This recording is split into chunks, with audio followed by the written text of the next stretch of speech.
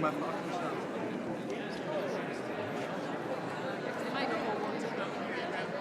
Armand. He was in charge of the Max. Welcome to the city of Utrecht. Welcome to this academy of the University of Utrecht. And welcome to the BBC Young Writers and Public Speaking Awards 2006. Over 150 students from schools all over the Netherlands took part this year. All contestants in the speakers competition succumbed to 9 preliminary rounds on 3 consecutive Saturdays. Now those rounds were followed by 3 semi-finals on March the 11th, and the numbers 1 and 2 of those semi-finals are here before you today. Well, today I'm competing against 5 other students, and we're going to hold speech about 5 minutes about belonging and identity. The entries for the written competition were judged by students of the University College Utrecht who follow the course Writing for Academic Purposes. Their lecturer is Dr. Rosalinde Suveert, and together they formed the short list of 6 written entries that are nominated here today. The winner and the runner-up of the Speaking Award will undergo a unique international experience as they test their English language skills with other top students from around the world at the English Speaking Union's final in London. The winner and runners-up of the Writing Award will also take part in a summer course at the Arvon Centre in the UK. And in fact, 2 years ago, the winner of the BBC Awards here went on to win the big awards in London. Just as you must be proud of your achievements, the BBC is equally proud to put its name to these long-running prestigious awards for the 3rd year running. De BBC is niet alleen een sponsor, maar ook mede-organisator van de awards. Wij leveren in Nederland een aantal Engelstalige zenders, BBC-zenders, televisie- en radiozenders. En om die te kunnen volgen moet je natuurlijk het Engels kunnen beheersen. Maar daarnaast zijn wij in Nederland een handelsnatie, waarbij het van belang is dat we de Engelse taal begrijpen, dat we hem kunnen spreken, dat we hem kunnen schrijven. En dat is de reden voor ons om op deze ludieke wijze, middels de awards, de schrijf- en taalvaardigheid, spreekvaardigheid van de Engelse taal onder de jongere gebruikers te stimuleren. I want to become a doctor, so you will have a lot of English to read. So, and it's also a main language in, well, just music and well, that kind of thing. So I think English is a very, very important language.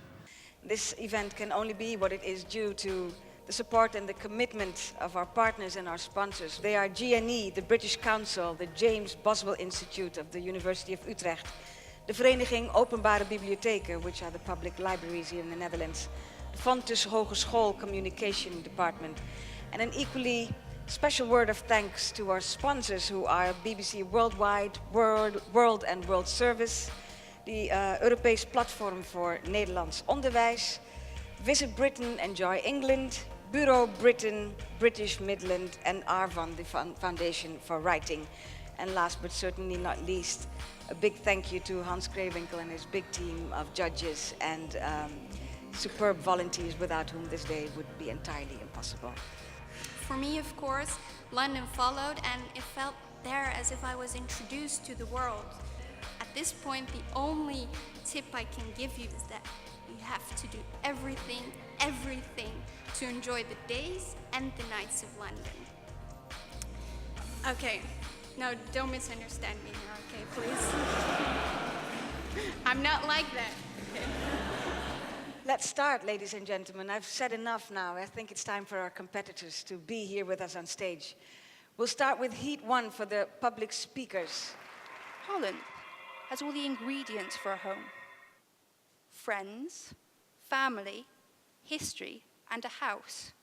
But until last year, it never quite felt like that. I had only been coming back once a year, and this was the one time a year I got to see my Dutch friends and family. It was upsetting, because every year I felt like I knew them less and less. I was losing an essential part of what makes me, me. I personally think that physical appearance can give away clues about one's personality, because clothes reflect personality, and if one is attracted by that, one can become interested in getting to know the person's character. What's, considering the point that dress and the way you look tells us something about your character, what would you say your own hairdo tells us about your character? It shows I'm a bit more outgoing because I want to present, I want to be an eye-catcher, actually. So... A multicultural society is an achievable aim, since we Dutch have pulled it off before. One period in history famous for its hustle and bustle of immigrants is the Golden Age. At that time, nearly 40% of the people in Amsterdam was not a native Dutchman. Nothing compared to the 9% nowadays. And yet, in the 17th century, we made multiculturalism work. We vinden dat dit woordschema de scholieren een unieke kans geeft om al op jeugdige leeftijd hun kennis en ervaring te toetsen en bij te leren. I'm now studying at the University College Utrecht, and there I also have to give a lot of presentations, and because I really practiced my speech last year a lot, presentations are no problem for me now, and I got really good grades on that. You may not know, but there were in fact 70 entries for the essay competition, and we've read all of them. But bear in mind, that I'm not 18 anymore, and I've been teaching for 20 years, so I'm pretty tolerant. But the students aren't. At the bottom of an essay, someone wrote, -5 points for stupidity. It is because of all this that I belong to different worlds. I can't avoid living in a world where people can't even trust their neighbors. And I can't stop hoping for my own world, where differences between race and religion are as trivial as deciding what to wear in the morning. How long must I wait before I can belong to just one world? And which world will that be? I like it. He doesn't really give an answer. He leaves you wondering and thinking, like a good writer should. Where does identity come from? Scientists discovered DNA, the tiny twisted molecules which are the foundation of all living organisms. Biologists think one's identity is caused by a mixture of parental genetics and learned behavior. Now it seems like all people are but a mixture of other people. But is this really identity?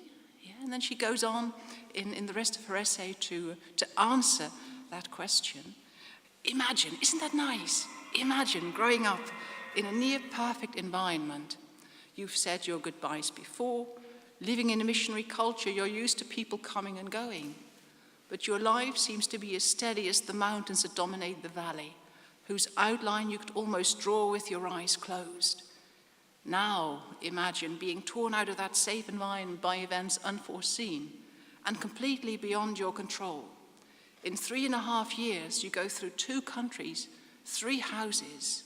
You only find 2 friends in that time. Isn't that beautiful? Beautifully written.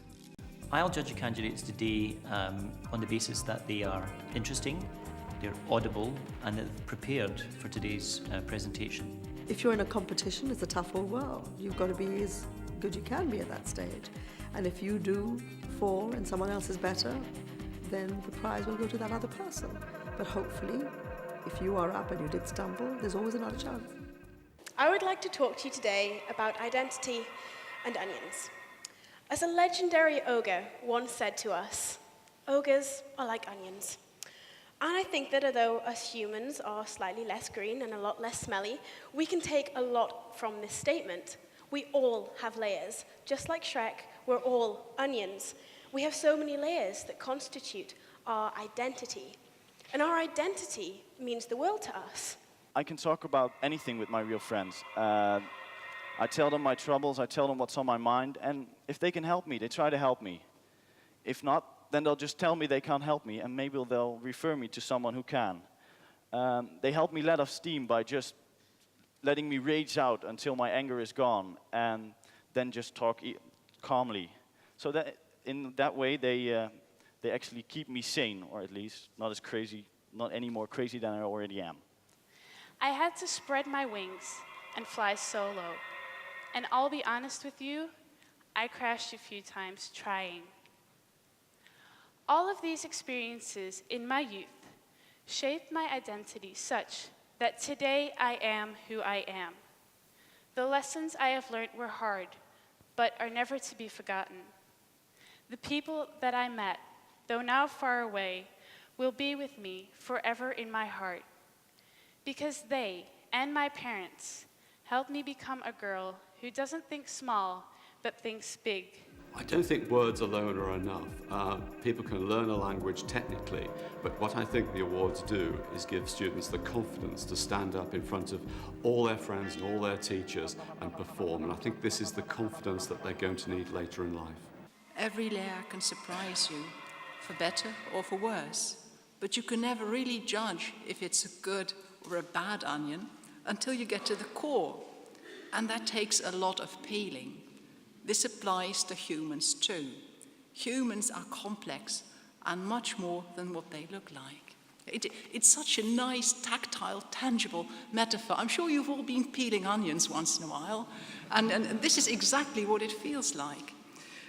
Friendship is inherently boundless and unreasonable. Every time one thinks one can describe the closeness between friends, the definition again evolves to something more complex. Isn't that beautiful, beautifully done, trying to define the corners on a circle? So it's impossible. Again, it's a very, very well chosen metaphor. So it's well written, it's well structured, but not only that, I feel it's a very moving, very perceptive analysis of friendship. This person believes that everybody has a strength in himself, and hopefully they will use it to create a better world for us all. Faith, respect, love are parts to do so. So I wish and pray that people keep this in mind, and that we, as inhabitants of the planet Earth, will stand up together and create a world in which we're all equal. Perfect essay.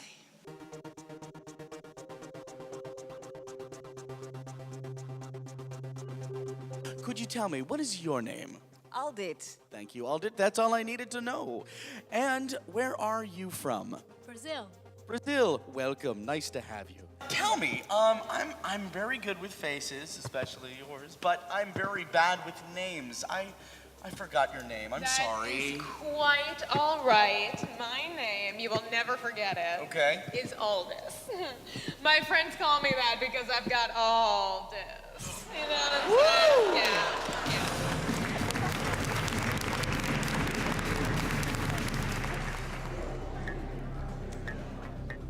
In second place, we thought that Martin van Brakel's piece on worlds of TCK was very interesting. And in first place, we thought that Casper van Gemert's piece, Torn in Two, came out best. Don't write about something that you think is popular, what is going to help you win, but truly write something that is from yourself. Now, for the speech awards, the jury had no real difficulty, I'm glad to say, in ranking the performers. And in second place, we put Leon de Witt. In first place, we found Kimberly Camus. I hope you get a lot out of it, but I'm really grateful to everyone for giving us such a fantastic afternoon and such a really high standard. Thank you. Well, for me, it was just an awesome experience because I just heard that I'm the runner-up and we get to go to London and to participate in the international finals. And it's not just a visit there and do my speech and go home. We go to musicals, we do speaking with the other contestants from all the countries. So I'm really looking forward to my trip to London, and I really enjoyed this competition today.